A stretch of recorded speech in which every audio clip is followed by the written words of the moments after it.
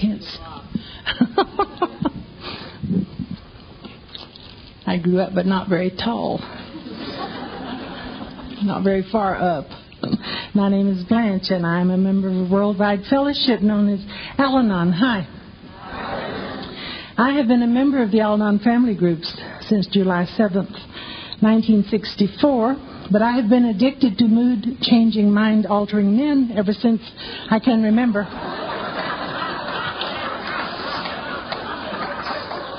A little identification out there, huh? 30 years makes me a survivor, not a savior. And I say that to remind myself of it on a regular basis. At all times, I'm one person away from an obsession, and I have to remember that. I do want to thank you so much for this invitation. I have looked forward to being with you. I'm going to take the time to tell you some things about the last 48 hours. I have a point to make. This is not a complaint. I'm giving you information.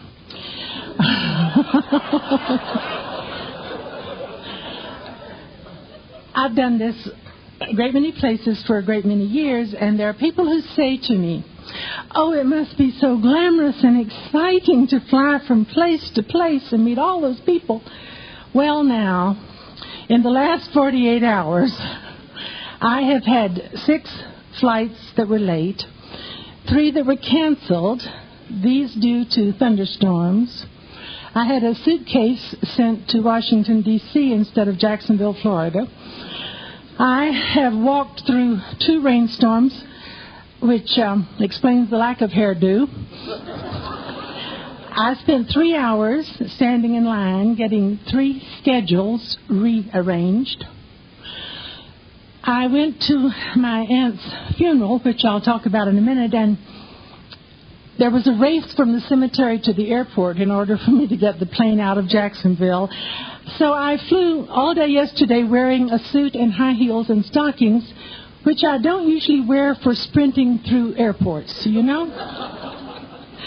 I got into Phoenix this morning at 2 o'clock my time. They had had a storm. I didn't know it ever rained in Phoenix. I had said to people, all right, all these storms are delaying us in the southeast, but hey, weather won't be a factor in Phoenix.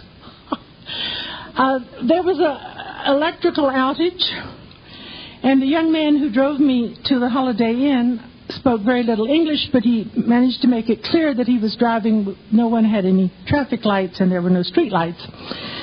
And there was an absolutely horrendous automobile crash about 20 feet from us as we were getting to the hotel. The hotel was dark.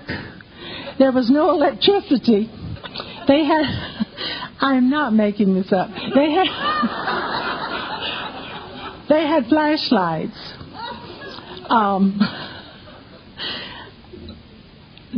With no electricity, elevators don't work. I don't do stairs too well. I have some arthritic knees that I've tried to explain it's from all that praying I do, but no one's ever believed that. And it was while I was climbing 6 flights in my high heels and my suit with the bellboy with 1 flashlight that I thought, how glamorous, how exciting. The room had no light, and worse than that, no air conditioning. I chose not to try to shower and shampoo in the dark. And when I got to the airport to come on in here this morning, I had no ticket for this last leg of my journey. My travel agent usually does a superb job, but this was very quick. I mean, I had to leave very suddenly. And so I got here. We were an hour late, and I couldn't find anyone there to meet me for a few minutes. And I got to thinking, everything, just almost everything that happens to me is a result of choices that I make. The aunt whose funeral I had attended was very, very dear to me. When my mother and father were divorced, my mother and I lived with her for 2.5 years. And before that, she wasn't yet married, and everyone should have a maiden aunt who loves her. This was back during the Depression, and she bought me things. I would never have had a store-bought coat, but for her. And my first roller skates. And of course I had to be there. Of course. All of my family lives in Florida, and I thought, even as I climbed the stairs in the dark, I thought, I'm really just between families, I left that one there, and a source of great love. Oh, so much love there. And I was coming to my other family here, with so much love. And so it did take me 48 hours to get here, and it was an ordeal, and it wasn't glamorous and exciting. But I'm ready to share some recovery, and I hope you are. I was in Taos, New Mexico last September, and they had buttons and signs and bumper stickers that said, a good conference is like an orgy. When it's over, you don't know who made you feel good.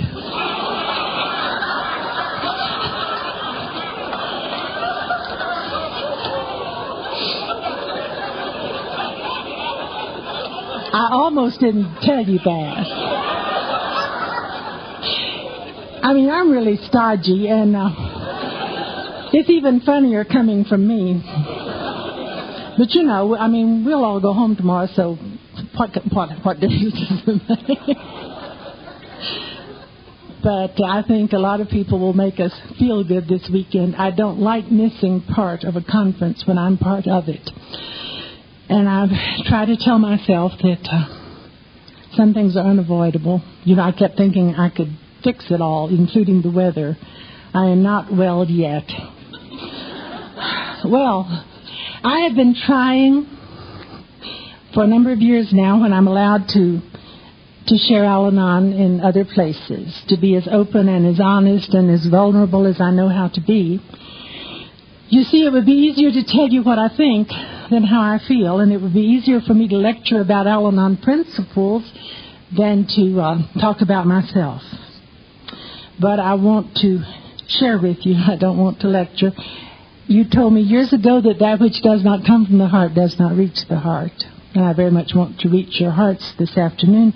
So I'm going to talk to you from mine. Those of us who stand on these podiums behind these lecterns are very emotionally vulnerable while we're up here. We are risking rejection. We are risking being misunderstood. And I have become shameless through the years in asking for what I need. And what I need is your loving me back while I'm talking. I came to participate in your weekend, not to perform. And I never talk without using some notes. If you have a problem with that, I suggest you call your sponsor and discuss acceptance.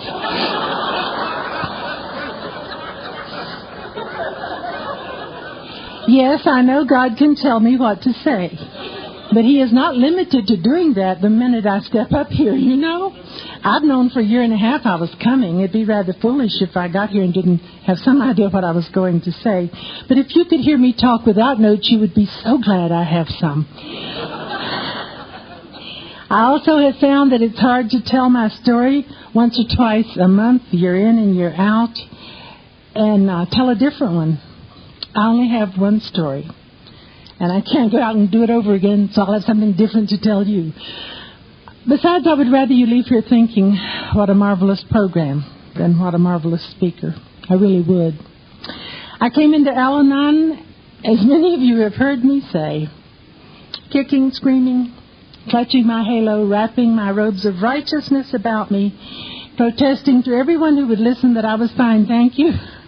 And if we had sobriety at our house, we wouldn't have any problems. I can't say that with a straight face now, but I meant it then, I've always been grateful that God led me to a group of people who were serious about recovery.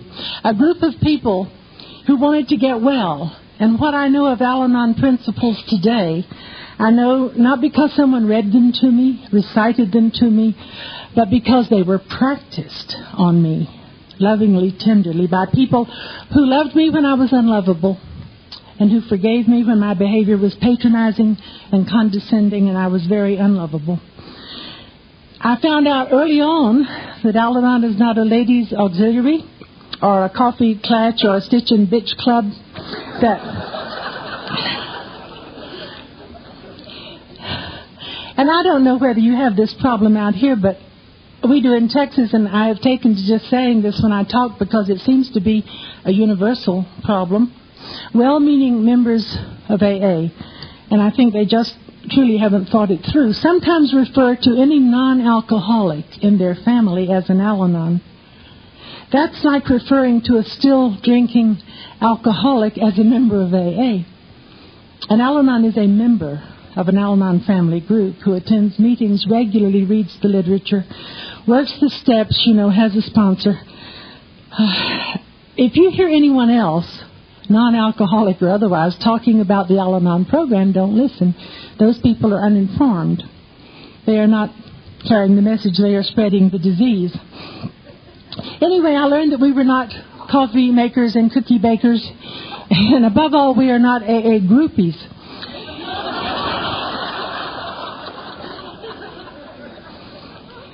Neither are we even claim to be a therapeutic tool for the treatment of alcoholism, not ever. And Al-Anon does not promise to save marriages, only sanity. When I got to you, I thought both those were in good shape, but I lived to learn better than that. What I have learned is that happily ever after may not mean walking hand in hand into the sunset together. Happily ever after means my personal recovery. And that's what I want to share with you. This program is for me. The analogy I always use is that of my mother's illness and death. We had been with you a year. I was in Texas. She was in Florida.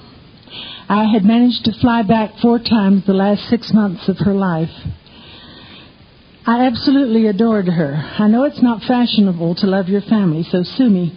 I just thought she was wonderful. And I didn't see how I could stand this. And I had stepped out into the hall because I was crying so hard. And the woman I've never seen before or since, I don't know how she knew who I was, but she beckoned me into her room across the hall. And when I went in, she said, "Your mother's going to be all right." And I said, "You don't understand. Her illness is terminal." She said, "I didn't say she's going to get well. I said she's going to be all right." And my mother did not get well, and she has been all right ever since. Now, it was very much like that when I got to you. No one said it in these words, but somehow I heard, "You're going to be all right." And if you had said that to me, I would have said, "Oh, you don't understand. I have a barely sober husband." And you would have said, "We didn't say anything about a sober husband. We said you're going to be all right." Or I would have said, "I have a very shaky, fragile marriage." And you would have said, "We didn't say anything about a marriage. We said you're going to be all right." Because at some level, somehow, that's what I heard. And I have been. And better than that, I'm convinced that I will be. Our literature tells us how to make an Al-Anon talk. I haven't memorized it yet. It says Al-Anon talks can be, and too often are, merely a repetition of past or present sorrows. Now, sketching the background is important and has its place, but it's merely the foundation of the talk. The best Al-Anon talk, the one that helps the most people to the highest degree, is the one that brings out just how the program works and just how the speaker follows it. A good talk is divided into 3 parts: how sick I was, how well I am, and what helped me to get well. Of these 3, the emphasis should be on what helped me to get well. Unquote. I've always agreed with Father Martin, who says when he's sitting out there and you're standing up here, he says, "You're playing with my life. Don't tell me how sick you were without telling me how well you are." And so in the time I have with you this afternoon, I want to talk a great deal about what has helped me to get well. But to sketch the background, I was born on my grandmother's farm in northeast Florida, almost to the Georgia border. I no longer say which year. I have reached the point where I not only lie about my age, but I forget what I said that it was, I'll just tell you that I'm somewhere between Blue Lagoon and on Golden Pond. Or in the current vernacular, I'm not old, I'm chronologically challenged. We were not tourists in Florida. My family had been there 4 generations. When I was born, I saw at my aunt's funeral grandnieces that make our 7th generation there. Tourist was a bad word when I was growing up. Anytime I behaved in a manner my mother considered inappropriate, she would say, "Don't act like a tourist." There are still things I cannot do, things I cannot wear, because that's what tourists did, you know. We lived in Jacksonville on the Georgia border and on the Atlantic side of the state until I was 10. Then we lived in Pensacola on the Alabama border on the Gulf side until I was grown and married. And I think of Pensacola as my hometown because that's, of course, where we lived the longest. And it's also where I went back to, you know, all those years after you marry and you take the children back to see their grandparents. We lived those first 10 years in Jacksonville in grinding and abject poverty. My alcoholic father, whom I adored, was violent. I was never, thank God, sexually abused, but I was a badly battered child. And because, I guess, of what was going on at our house, when I say poverty, I mean we didn't have enough food for days on end. We had inadequate clothing and shelter, and we lived in a very blighted part of the city. But even there, the neighborhood children were not allowed to play with me. I know that their parents must have, been a little apprehensive about what was going on at my house, but when you're 5 and 6 years old, you don't think of that. I just felt rejection and rage. And I wanted to get back at them. I'm sorry, that's the way it was. We all went to the same neighborhood school, and I could beat the socks off of them, and I loved it. I relished every time it happened. And that became my way up and out, That wasn't a good motive, but there was a good byproduct from that. I absolutely fell in love with learning, and I have never fallen out of love with it. Throughout my life, it has been a constant factor. My parents were divorced when I was 8. This is when we lived with the aunt I mentioned. And my mother remarried just before I was 11, and a man that, as it happened, didn't drink at all. We had no luxuries, but at least we had the necessities of life then, and college was considered a luxury. And besides, I wanted to go to Baylor University, which is in Texas. That's how I got to Texas. And it was and is a very expensive private university. And my mother said, well, it's all right with me if you want to go to school in Texas, but a couple of things you need to think about. One is you will have to pay for it yourself. Well, I knew that. And she said the other is that you'll spend the rest of your life out there. Because she said you'll end up marrying a Texan and they don't transplant. And I told her I was going to do no such thing, but I did, and they don't, and I have. And so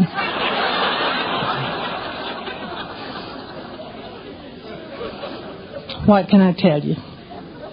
I worked a year between high school and college. I worked at college. I worked every summer. I had one loan. It was private. We didn't have student loans back then before the earth cooled, And one scholarship. And I have stayed in Texas.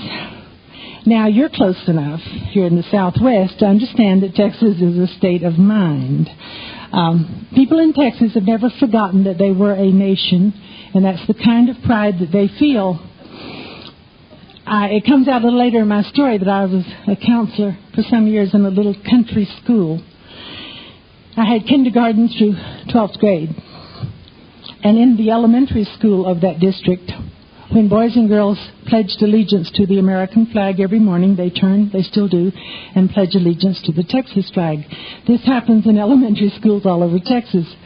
When I first saw that, I thought it was a bit much. And then I decided, hey, there's nothing wrong with loyalty, and they love where they live, okay? I hope you love where you live. I love where I live, anyway. My father-in-law, an ardent Texan, well, I don't know any other kind, used to say he brought up his children never to ask the man where he was from. Because he said, if he's from Texas, he'll tell you, and if he's not, it's not nice to embarrass him. Isn't that awful? I know. We have now a governor and a lieutenant governor who, by their own admission, are recovering alcoholics. My husband used to say that makes everyone in Texas eligible for Al-Anon.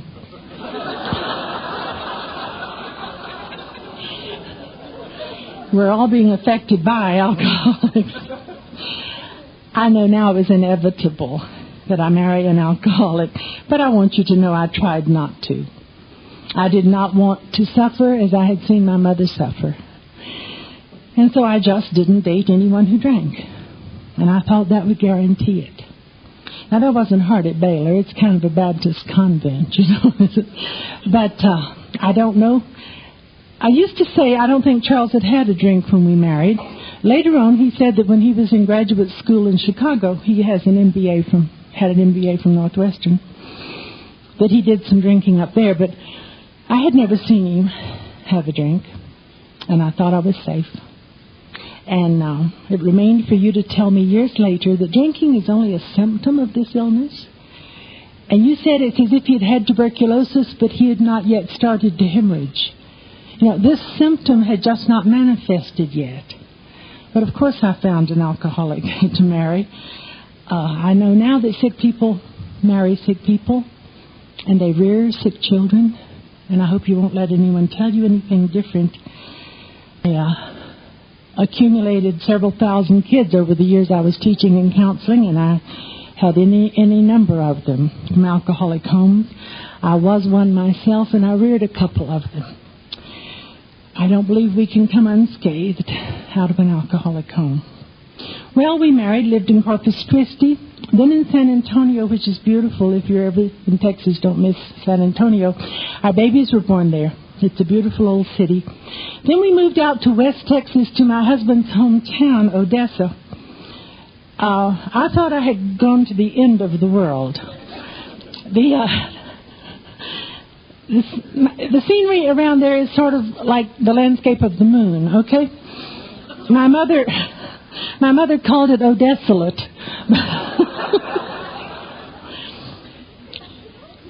But I have to tell you, because it figures prominently in our recovery, that I have never known people like that. West Texas people don't know there's anything they can't do, and so they do it. They are a breed apart. I have tremendous love and admiration for them. And I'm grateful because that's where we got our sickest, and that's where we found you. And it was, at least then, just a hotbed of enthusiasm as far as the program goes. During those years of Charles drinking, looking back, I know I had some slogans I lived by before you gave me better ones. One was, what will people think? Did you ever have that one? Don't rock the boat. How about it's not that bad yet? Did you ever play Guess What I'm Mad About?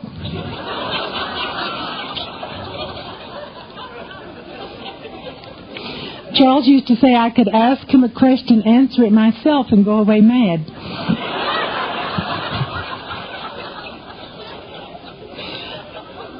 I did all the wrong things during those years, and I kept on doing them. During lunch, Pat and Nikki and I were talking football, of course. You don't understand unless you've been to Texas. It's second only to oxygen in importance. And there are days I wonder which, you know. And I think everyone there is, certainly everyone I know is an ardent football fan, and that includes high school football. I had a cleaning woman who was just as fanatical about football as the rest of us, and she used to watch football during season when she ironed. And she never caught on to instant replay. And she used to say, maybe this time he'll catch it.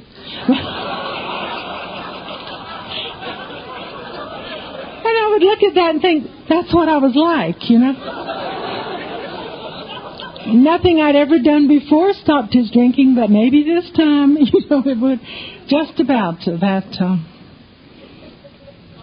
Unwilling to admit any kind of powerlessness. I protected him, I rescued him, I lied for him. He was almost literally loved to death, and that can happen. I was as obsessed with him as he was compelled to drink. I would like you to think I stayed with him out of love and loyalty. I did not. I stayed with him out of pride. A little what deep South upbringing was, at least for women of my generation. Northern Florida is southern. Now, southern Florida is very northern. I visit my daughter in St. Petersburg, and I can't even get grits, you know. But listen, when I was there, just for 24 hours, I was there for the funeral, and I had boiled peanuts and scuppernong grapes, and you just don't know what that does for your psyche. I once said to my children, what will soul food be to you when you're grown? What food will fill you emotionally as well as physically and make you think of home and mother? And they said barbecue, potato salad, pinto beans. You know, I think we all have whatever we grew up with is the food that satisfies us more than just with physical hunger. Anyway, this upbringing was specific. And it wasn't all bad.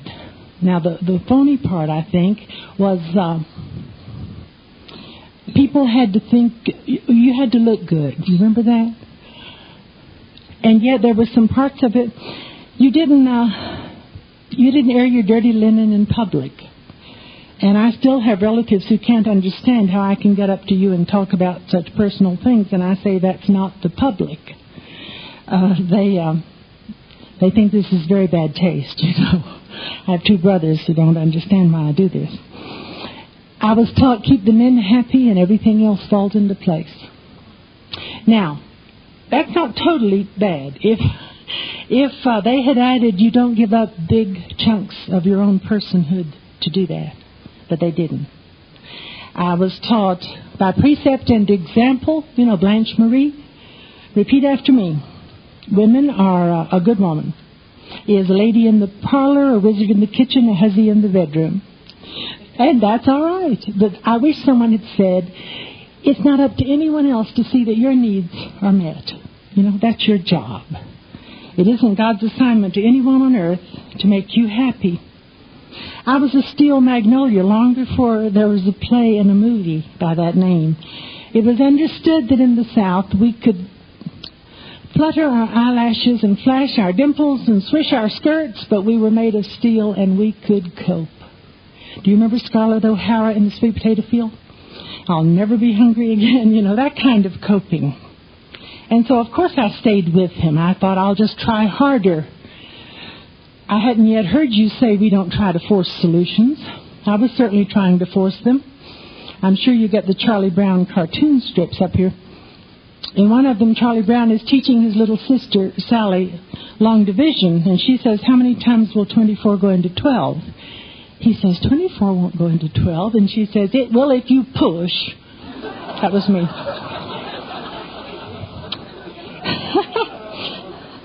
See, I had a very inauspicious beginning, and I had managed to attend and pay for myself an expensive university where I think I got a splendid education and where I certainly had 4 very happy years. I married the man I wanted, and he was brilliant and handsome and could be charming. I had the children I wanted when I wanted them, and they are altogether remarkable, which I'll try to convince you in a few minutes. And I had a career that I loved and did well. And I didn't understand people who messed up their lives. And it was later when I had a sponsor who heard the self-righteousness in this, who would say, Blanche, we are not morally superior to sick people. And she would have me say it over and over and over. Well, I did a few things right during those years. I used to say by accident, I think it was by the grace of God. I never called him a drunk. I was married to a very fine man who drank too much. I knew at some level that he was sick. I didn't know that word for it, but I knew he wouldn't be this way if he had a choice. I knew he had lost the power of choice. And even during those sick years, I had a God whom I worshipped and served. Not God as I understand him this afternoon, but if I live another 30 years, and after last night in Phoenix, I'm not at all sure I will, but I hope my understanding of God will have broadened and deepened. And I had a doctor back then that was my Al-Anon before I got to you. And I say that because he really told me the things that you told me. He gave me permission to take care of myself a little bit. And he knew how to do it. He knew just which button to push. He would say, you know, your children need one stable parent anyway. Well, need was the operative word. If you needed me, I was putty in your hands. I still have a little problem with that. And he was the one, the doctor, who suggested that I return to teaching. I had taught before my children were born, but the rules that said a good mother back then didn't work outside her home. And I did stay home with them for 12 years, and I'm very glad I was able to do that. But I loved teaching, and I missed it. And we had been with you a year, I guess. No, it was a year before we got to you that I went back to teaching. He wrote it on a prescription pad, you know, return to teaching. I used to tell my students they were a doctor's prescription. I taught English in a very fine, very affluent high school and had a wonderful time. I always say when I talk, don't criticize kids to me. I think I know more of them than you do. And I know a lot of them who have trouble growing up. But my world is full of people who have trouble growing up, you know. I like so much about the thinking of that generation. My generation was not at all concerned, for instance, about this planet on which we live. And theirs is. And, it wasn't one long honeymoon. There were days I wished for retroactive birth control, you know, but not usually. Teaching English to 17-year-olds in Texas means you teach American literature and research, and of course some grammar and some writing, but primarily it is literature. And I want to tell that to people who, when they found out that I was an English teacher, clapped their hands over their mouths and refused to say anything the rest of the day. I don't correct anyone's English unless I'm paid for it. And, well, there's a few exceptions I'll tell you about in a little while. Charles never stopped trying to find an answer. And we didn't suspect alcoholism, we thought mental illness, because we knew something was dreadfully wrong. He went to ministers, he went to lay counselors, he went to both our local psychiatrists, he went through clinics, he did everything we knew to do. And finally, a business acquaintance of his commented that we had a counselor in Odessa at that time, a psychologist who was having a lot of success helping people with strange symptoms. He went to see her, and she's the first person that said alcoholic. She called me, in fact, after he'd been seeing her about 6 weeks. I knew her name, of course, when she identified herself on the phone. He hadn't told me anything they had talked about, and that's as it should be. But she said to me, your husband is an alcoholic. I need to talk to you, too. And all of my deep South upbringing went out the window. And I said, you're out of your mind, and hung up. Now, I was brought up that if you don't like somebody, you're kind but cool.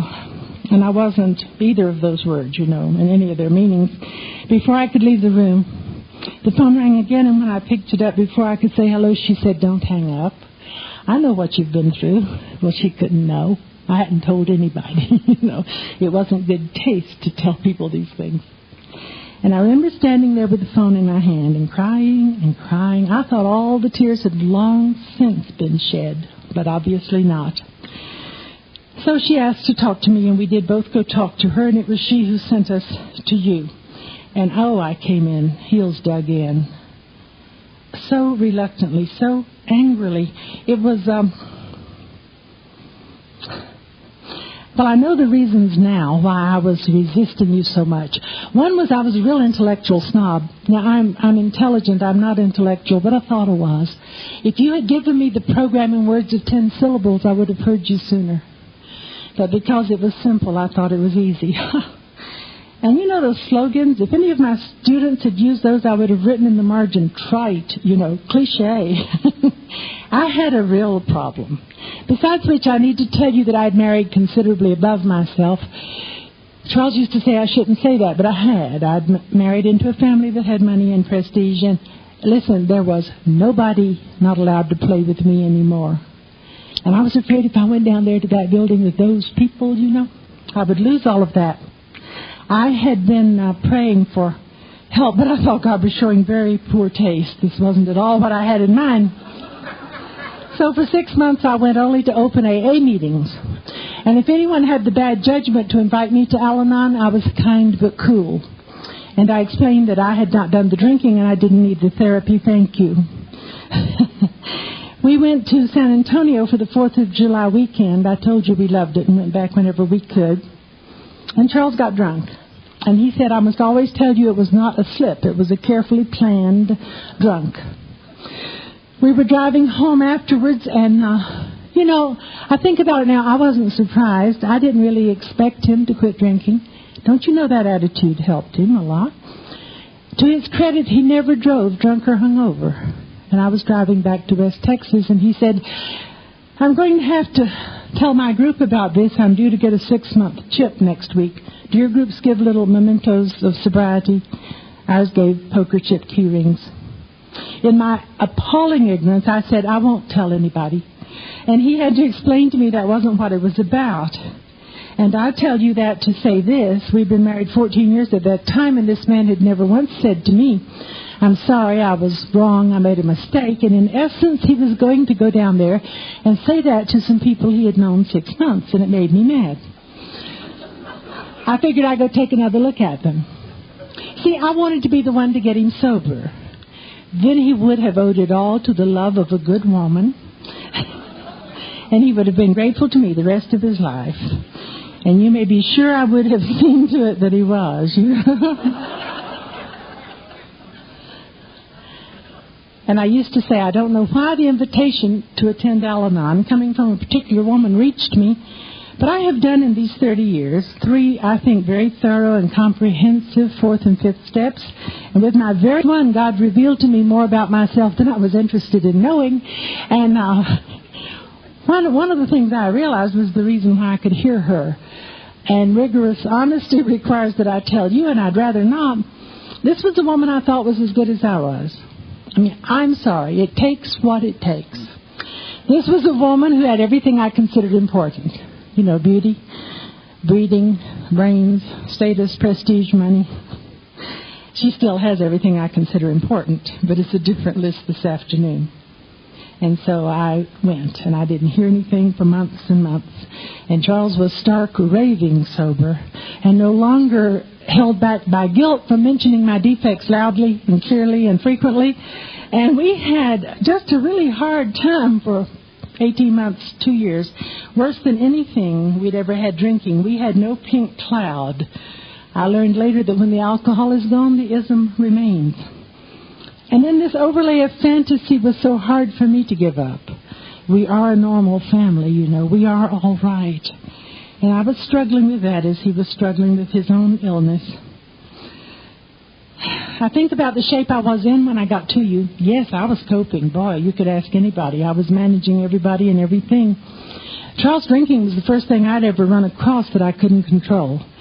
Since then, I haven't found very many things I can, but at the time, it seemed to me I was doing just fine. I know now that I didn't verbalize this at the time. And look, we're not in competition as to who suffers more, okay? But I will match against anyone's suffering that of watching someone you love with every cell of your being killing himself and being helpless to stop him. You can't live with pain like that. And so what I did, I know now, was act as if feelings had faucets, valves. And I could turn off the one marked fear. I could turn off the one marked anger or self-pity. And what I didn't know was there's one valve and it's marked feelings. And I got to you absolutely emotionally frozen. And you loved me until I could love myself. And I began to fall. I see newcomers come in now with all the defenses. And newcomers get in with a coat of armor on, and a shield because you're not going to hurt them. And a sword because they're very hostile. I was. And I used to bang at people's defenses. Let me in. I want to be your friend. I don't do that anymore. I think that's kind of an emotional rape, But what I know today is that if anyone looks out from the chink in the armor and notices that the natives are friendly, sometimes the person feels safe enough to put down the sword. And after the hostility is eased and the person feels safe enough, sometimes he puts down the shield. At least that's the way it happened with me. And I began to hear the program, and not all at once, and not from just one person. Listen, alcoholism was not trendy in 1964. It was not the in thing to be alcoholic. There were not celebrities touting it from the rooftops. There were not treatment centers on every corner. Insurance wouldn't pay for it then. There was not an announcement every 30 minutes on television, and nobody knew the whole family was sick. There was a terrible stigma attached to the word alcoholic. I mentioned being a counselor. I'd been visiting with a first grader a few years ago, and darling little boy, I was taking him back to his classroom, and he said, "My teacher's not here today." I said, "Yes, I noticed." And he said, "She's sick." I said, "Uh-huh." He said, "They sent another teacher." I said, "They surely did." He said, "When I'm sick, they don't send another little boy." And I thought, oh, honey, the times you'll wish you could send someone else. Well, they didn't send another sick Al-Anon to recover for me either.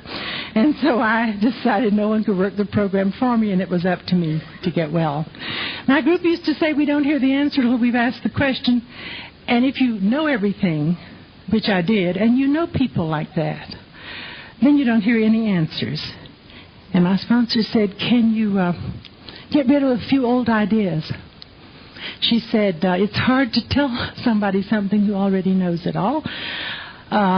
Maybe she said, God can only fill an empty vessel. You can't put new wine in old bottles. And so very slowly I began to unlearn some of the things that I had been taught that were erroneous, that were wrong. I have time to mention only a couple of them.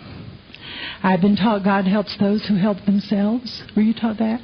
That's not true, God helps those who ask. And at the times I needed Him most desperately, I could not have helped myself if my life had depended on it, and it very nearly did. God helps those who ask. I was brought up being told mature people stand on their own 2 feet, solve their own problems, don't ask for help. You can die believing that. I had a group that said, no, babies are dependent. They'll die if we don't take care of them. And they said, adolescents are independent. I'll do it myself. It's a phase they have to go through. But they said, mature people are happily interdependent. We don't mean a sick, clinging kind of neediness, okay? But we mean accepting the idea that God chooses to work through people and that we need each other. And if you could see my long-distance charges, you would know that I learned to ask for help. If I can't make it through the night in Texas, California is still awake. I have a friend out there, Pat, who says that I only love her for her time zone. If California is still, even California is asleep, there's always Hawaii. I have learned to ask for help. You told me I had a right to and a responsibility for taking care of myself emotionally, that some pain is necessary for my spiritual education, but that misery is optional, and I don't opt to be miserable anymore. I no longer have to die on every cross. I was taught by some people growing up that you always put others first. Did you get that one too? And my sponsor said, no, you don't have to do that. Every now and then you can say, my turn. Now, she never did let me say me first, but she said it was all right if I said my turn. And I have a sponsor today, the first one moved across the country, who has taught me that when I'm facing a new or difficult situation, she said, I must ask 2 questions. And the first one is, what's in my best interest? Can you believe that? You can't be a martyr and ask things like that. And I have suffered, so nobly. I have a friend who swears that she had to have plastic surgery to remove her hand from her forehead when she got into Al-Anon.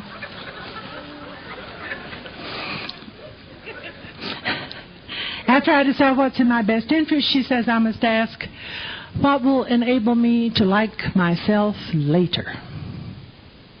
And I have used these two questions time and time again. They got me through a very painful divorce in 1980. I wouldn't change one word I said or one thing I did. Wow, that feels good. But that's because you had told me, think about how will you feel later. And I was taught growing up, what you don't know can't hurt you. What I didn't know nearly destroyed 4 people. You know, what you don't know can kill you. And so, item by item, I tried to let go of these things so that I could become an empty vessel that God could fill. And I became very greedy for the program. I didn't want to settle for a spiritual Band-Aid, you know, when the immediate pain is eased. I didn't want to settle for crumbs when I knew there was a banquet spread.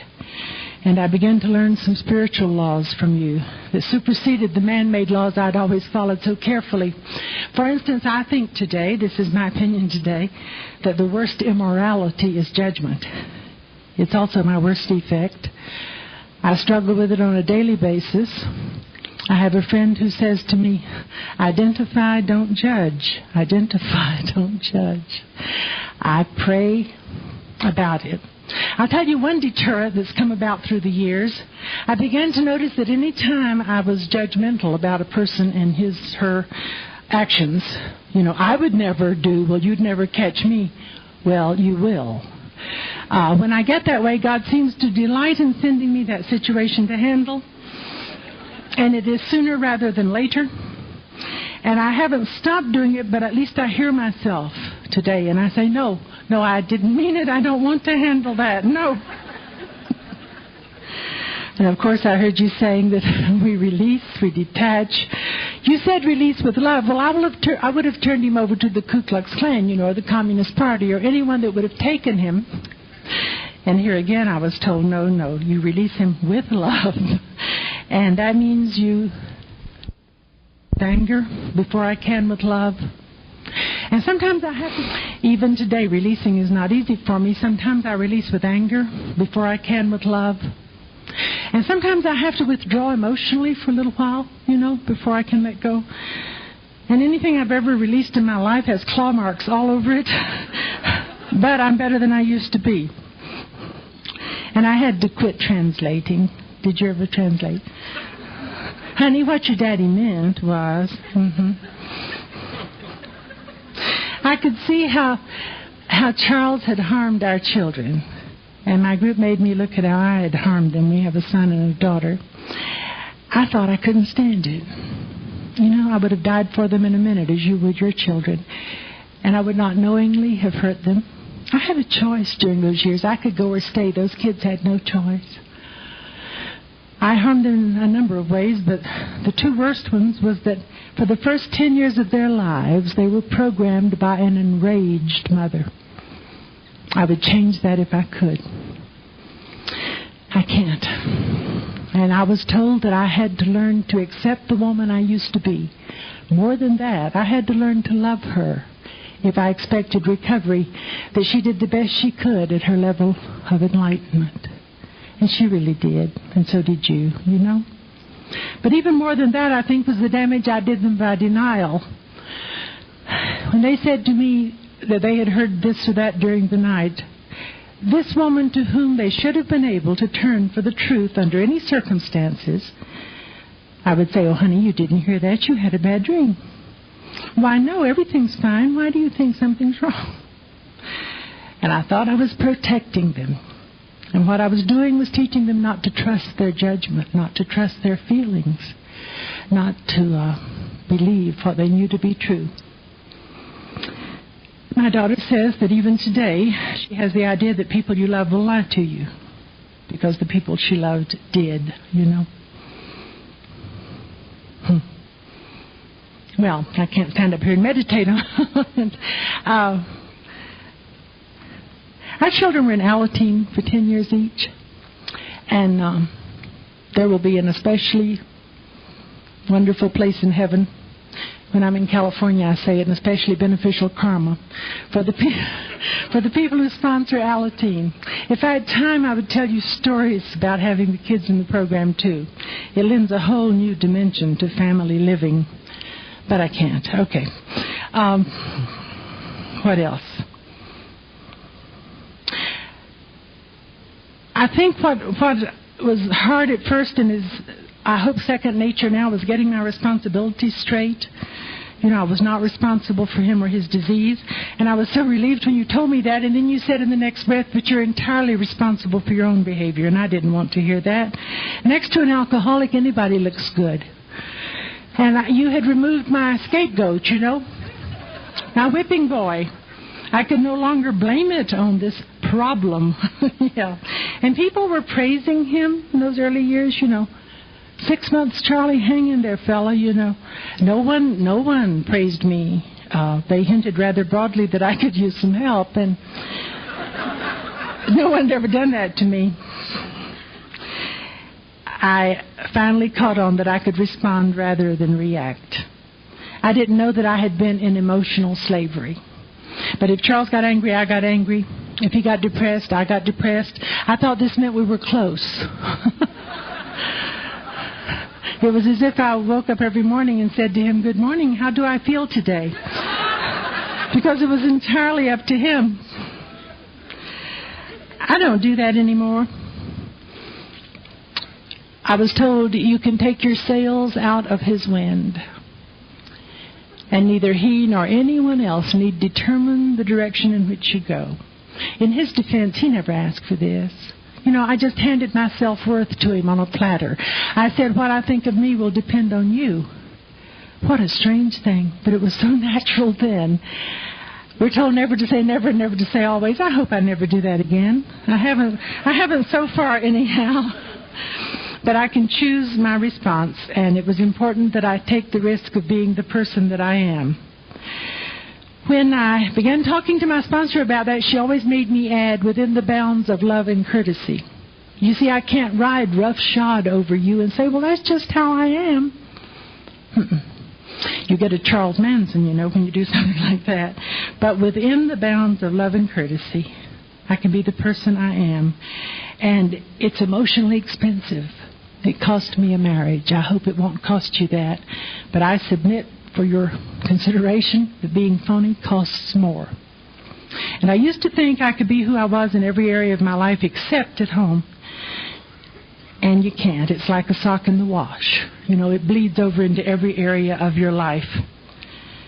I was taught by you that God is the source and people are the channels. And it's all right if I love the channel, but I need to remember the source. I try to do that today. I don't know why God chooses to use us, but He does, doesn't He? And that means I have to listen to other people because He speaks through people to me. I'm not being sarcastic here, but I don't see visions or hear voices. I think maybe some people do, but I don't. And that means I have to listen to people I don't like. And that's, He could do better than that. But I try to remember that He is the source and that only God can provide some things. People cannot provide total love, total acceptance, total understanding. It's not in us to have that to give to someone else. And I quit, I hope, expecting from people what only God can provide. And it was along about then I learned that I don't acquire squatter's rights on someone's life because I married it or gave birth to it. I didn't learn this program all at once, and I still don't have it all. I learned it slowly and painfully, incident by incident, 124 hours at a time, and there are still days when I say, what program? God who? And when that happens, I call one of you, and you will tell me what program and God who. Usually in the words I've used with you, don't do that to me. Don't you hate it when people say, well, as you've told me. Let me digress a minute here, and once a teacher, always a teacher. But let me tell you why we need to hear it from someone else. I know the words, I know the words. And I can say to myself, what would you tell another Al-Anon with this problem? And I know exactly what to say. But when you say it to me, underneath the words, I hear you saying, I love you. You matter to me. And when I tell it to myself, I don't hear that. And so I need to hear you say it, even if it's something I have told you. And when I can't figure out how to make it through the day, I will call one of you and you will tell me. And you tell me, and our literature tells me that I don't have to be perfect. The day will come when I believe that. I do know that practice makes progress and that recovery is progressive too, and I'm entitled to have relapses. My favorite story of a relapse, and I guess I'll tell it till I get a better story about a relapse, happened some years ago. I was in Dallas visiting my son. And it was a bright, sunshiny day. I guess I have no excuse, but we were going down the stairs outside his condo, and my arthritic knee buckled, and I fell down the stairs. And it was a very bad fall. I was unconscious. He called paramedics. They took me to the emergency room of a hospital. I don't remember any of that. But I remember they're lifting me from the ambulance onto the gurney in the emergency room, and I came to hear the emergency room nurse saying, "Now, just lay back and take deep breaths." And I was coming out of total oblivion, and I said, "Honey, that's lie back. I will lie back and take deep breaths."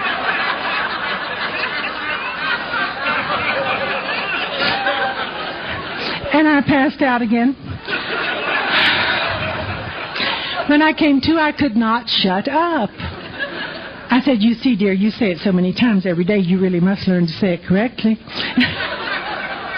My son was putting his hand over his eyes. He was saying, "She doesn't do this to total strangers usually. Really, she doesn't." Fortunately, the nurse thought it was funny. Fortunately. But my point in telling you is that when I have a relapse, I'm going to straighten out the world one more time.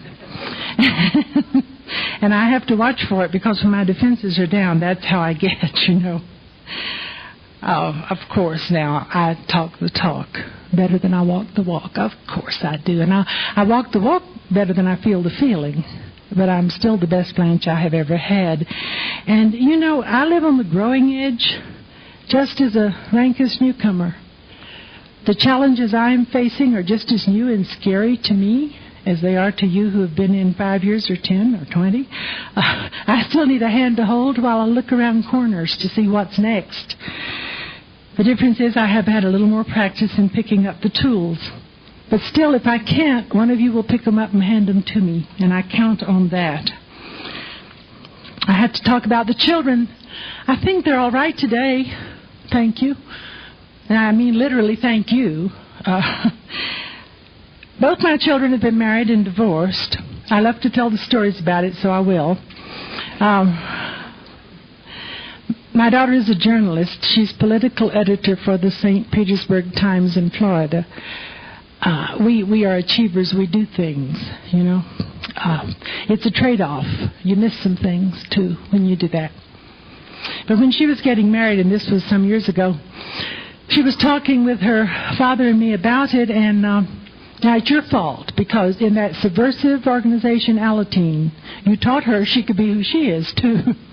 And she said to her father and me, "There's no rule that says your attendant has to be a girl, and the person I want to stand with me is my brother."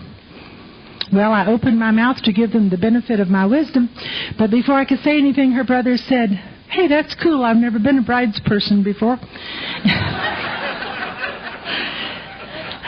And the groom spoke up and said, "Well, actually, I'm closer to my sister than I am my brother, and it would balance the wedding party if she stood with me." So we had a best woman and a man of honor.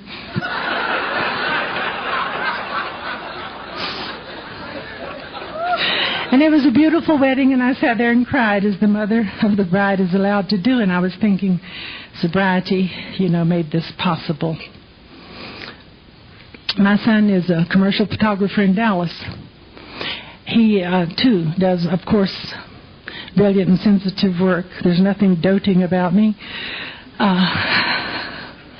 He has won 2 Clios, which is the highest award you can win in advertising, and he was the first person outside an agency, a freelance photographer in this country, to win one. And so the Dallas newspapers made a big fuss over it, you know, the trade journals.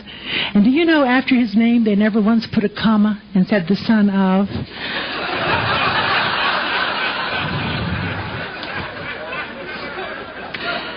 I was glad you had taught me that the source is not the same thing as the channel, you know, and I knew what his source was. We date the people we meet, and he meets models. And for a long time, before the airlines were deregulated, if you left Texas, you went through Dallas first. You still do 9 times out of 10. We have always said that when you die, before you go to heaven or hell, you'll go to Dallas first, and they will route you. And I used to have 2 or 3 hours there. Now I do well to make connections, but he would come meet me. This is back before I had to go through a secretary to get to him, you know. And he'd have one of these gorgeous young models with him, and they all had legs up to their armpits. They weighed 36 pounds. You know, it was just depressing is what it was. My kids have not done any drugs or drinking. I have reared 2 classic enablers, 2 quintessential caretakers. My daughter says if you put her down in a room full of 1,000 men dressed just alike and one is dysfunctional, she'll find him. I have a friend who says he can sniff them through lead.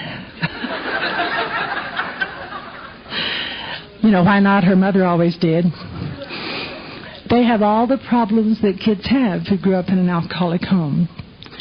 I'm not trying to pretend that everything's ginger peachy. But, you know, that's their story. And I don't feel free to tell it. I do want to tell you, though, that 6 years ago, my son, who had always been my loving, caring child, the one who would send me flowers on his birthday and say thank you for having me, decided he would do better without any connection with his family anymore. And so he wrote and told us that, and he said, don't call me, don't come, don't write to me. I thought it would kill me. It didn't. What you do with pain like that is get it to a level where you can live with it, but it never goes away. I don't know anything worse than losing a child. Sometimes I think death would be easier. I wouldn't have to have this little glimmer of hope that I have. I don't know how he is. I assume he's all right. Surely if he were, you know, something bad happened, someone would have to notify me.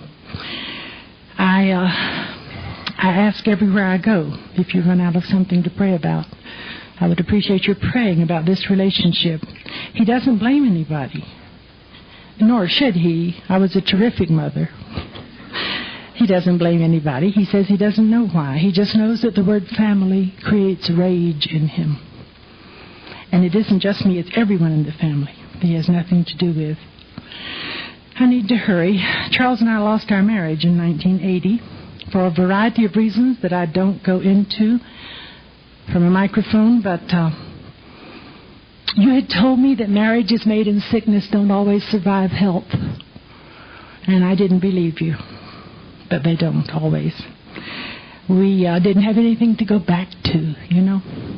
People who love us want to know, so I always add that no, he did not leave me for another woman. I would have killed both of them and you would have a different speaker today. And no, I didn't throw him out for another man. And no, he did not resume drinking. He would have had 24 years sobriety in July of 1988, but he died in April of that year. He died of oat cell carcinoma, smoking 4 packs a day. We had been in intermittent, communication all that time, and he called me from the hospital. And the last words we said to each other were, I love you. There was never a lack of love. But if you've lived this long without knowing that love is not always enough, you haven't been paying attention. I was astonished at the intensity of my grief. We had been apart then, 8 years. I wasn't prepared for it to hurt so much. I'm not remotely Catholic. I grew up Southern Baptist, toe-tapping kind, Bible Belt kind. And yet I didn't feel unmarried until after his death. I was really married when I was married. Well, back to the divorce. I don't know why something toxic happened when we tried to relate to each other that didn't happen when we related to other people. But that was the way it was. And we did release each other with dignity and respect. We really did. There was no villain, no one wearing a black hat. I can't tell you we were friends. Friends joy in each other's presence. Friends share feelings. If we could have done that, we could have stayed married.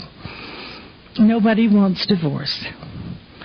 And yet I never felt more direct guidance. I never felt more healthily Al-Anon than when I realized I too would go to any lengths for my own recovery.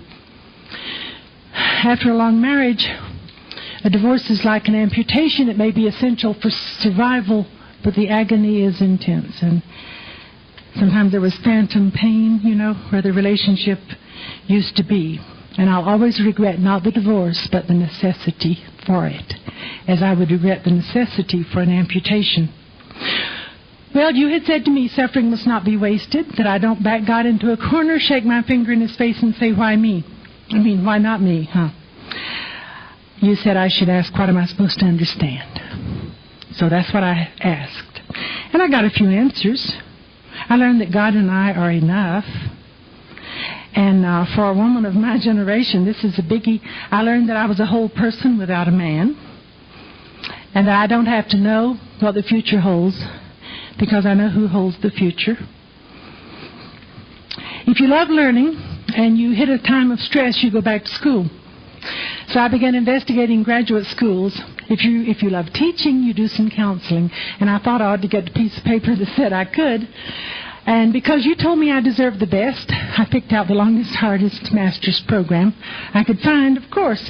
And it was at the University of Texas in Austin, and it was 54 hours and a thesis, 3 years. I said to my children, 3 years, do you know how old I'll be in 3 years if I go get a master's degree? And my son said, how old will you be in 3 years if you don't?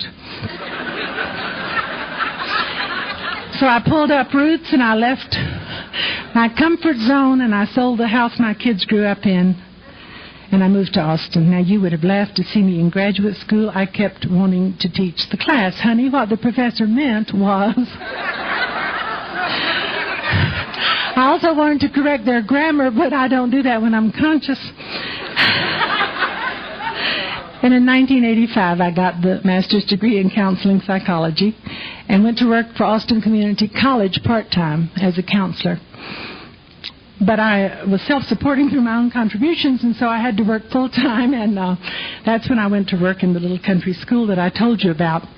I stayed at Austin Community College for 5 more years teaching one class. It was a class in human sexuality, met twice a week, and that was fun. It had to be taught by a counselor. Interesting to be interviewed for a job like that. How do they ascertain that you're qualified to teach a sex class? You can't major in it in college, although you and I know people who tried. I think what got me the job was when they said, how did you learn about sex in your family of origin? And I told them very truthfully that I have an aunt, the one whose funeral I just attended. I have an aunt, I said, who's the matriarch of the family. And when I was growing up, she used to say to my mother, when it's time to tell Blanche Marie the facts of life, let me do it, you'll make it sound entirely too exciting.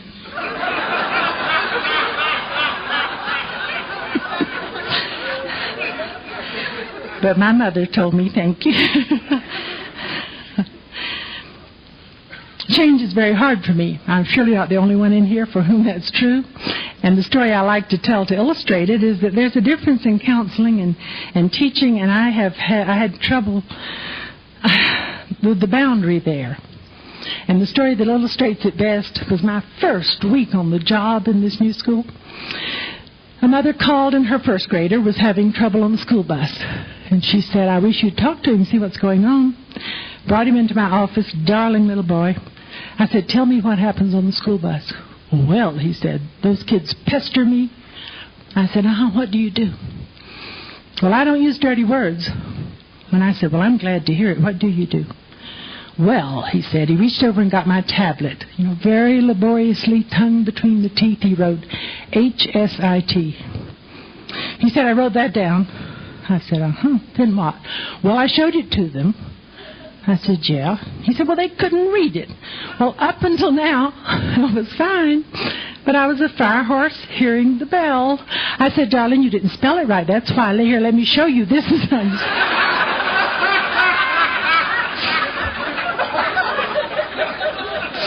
I was crossing the T before I thought, oops. This isn't what they hired me to do. Nowhere in my job specifications did it say, teach obscenities to 6-year-olds. But if he ever needs to use the word again, he knows how to spell it. You just don't wave a misspelled word in front of an English teacher. I've always hoped when he got home that day, nobody said, what did you learn in school today? But I learned to make changes, and I've made some, and I will close by telling you about those. To my surprise, I was very happy living alone. I hadn't known I would be. I had gone from Mom and Daddy to a dormitory at college, to Mom and Daddy to a husband. I had never lived alone, and I really did learn to like it. And I have to say this carefully. I am not young and I have never been beautiful, but I like men a great deal and I'm comfortable with them. And there has always been 1 or 2 men kind enough to care for me. And during the 11 years after my divorce, I had some wonderful relationships, that I just wouldn't have missed for anything. I believe God sends us the people we need when we need them. But I had been hanging out for a while with Bob Miller. And, about once a year we talked about getting married. And whoever brought it up depended on the other one to say, I don't know, things are fine the way they are. So that's how we were doing. We later decided that happy people maybe make the best husbands and wives. We didn't either one have a loose umbilical cord that we were trying to plug into someone for a life support system, We were together because we wanted to be, not because we had to be. And it was October 31st, Halloween, 1991. We were talking on the phone, and I was getting ready to go to Tulsa to talk at a convention. And I said, your 25th AA birthday is in just 5 weeks. I think we ought to do something really special to celebrate the 25th. What would you like to do? And he said, I was thinking of getting married. Well, now, it wasn't his turn. And I almost said, to whom? But he went on talking. He said, I've talked to my 3 children, my accountant, my lawyer, and my sponsor, and they all think it's a good idea. Now, is that a romantic proposal or what? I mean, could you turn down a man who proposed to you? I said, let me talk to some people, too. And I did, and Monday I said, let's do it. Well, if I were 20 years old, you'd have sworn I was pregnant. It was a hurried-up wedding. Bob says if he hadn't raced me into getting married, I would have done what I always do with a new situation. I read 10 or 12 books about it. I talk to some people. I write extensively in my journal. And then he says I would have backed out. So he didn't give me time to do that. He had a church and a minister. He was very ardent Episcopalian. Now, I told you I grew up Southern Baptist. I think Episcopalians are a little aerobic. Stand, sit, kneel, stand, sit, kneel, stand, sit. And I was so clumsy, but I blundered through, nonetheless. There were people unkind enough to suggest that we have them play Amazing Grace as we went down the aisle out of deference to our age, but we didn't. I loved his minister. In planning the wedding, I said, it's a little neighborhood church. I said, how many people will your church hold? And he said, 120 Episcopalians, 144 Baptists. Well, I walked right into it. I said, why more Baptists? And he said, they're narrower.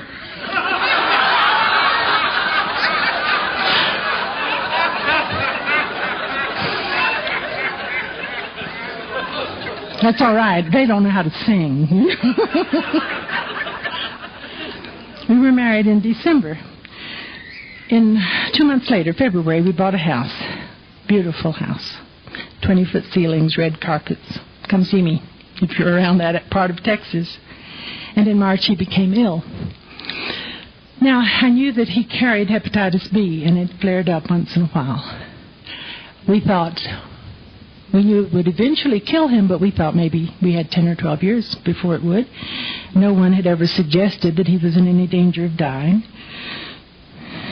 But in June of that year, the doctor told us it was terminal and he would not recover. And I began to hang on to you with my fingernails, And for the next year and a half, he was bedridden. And of course I was with him, or I hired someone, a professional, to be with him when I came to do what I do for Al-Anon. Because, as we were talking about earlier at dinner, sometimes that's our decision and we have to make it, and that's the one we made. And he was adamant that I should continue to do this. He died December 28th, 8 months ago. I want to tell you about his death because I learned so much watching him die. I had learned so much watching him live. He never complained. I got exasperated, but he never did. And he was never out of sorts. And that morning, Christmas was over. My daughter was still there. A couple of his kids were still there. He said, "It's time to go." And I said, "Bob, you have fought this long and hard, and if you want to give up, I will understand." He said, "I don't want to leave you." And I said, "Oh, you'll never leave me." Besides, I said, "It's hard to say goodbye." And he said, "There's only one thing harder." I, of course, said, "What?" And he said, "Never to have said hello." And I have thought of that when I have shared my story since then. What a marvelous opportunity we have this weekend to say hello. I hope we won't miss it. I think sometimes we miss the presents God gives us because we don't recognize them the way they're wrapped, you know. I think He probably gives me gifts all the time that I fail to open because I don't know that's what it is. So I want to say hello to you this weekend. I don't want later to think how sad never to have said hello. You would have not laughed. Maybe you would have at his funeral. The variety of people. There was the bank president and there were the tattooed bikers. You know. There was the president of Rotary and there were the young men who worked for him. And I sat there thinking of that line from the AA book that says we are people who would not ordinarily have mixed. Besides what I do for Al-Anon, I will be doing some group work at the school where I used to be the counselor.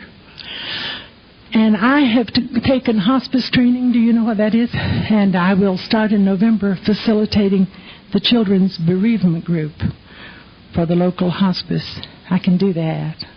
And I will love doing it. And so I'm off the streets and out of trouble. I want to close with an Al-Anon promise. Did you know we had one? We do. It's in our literature.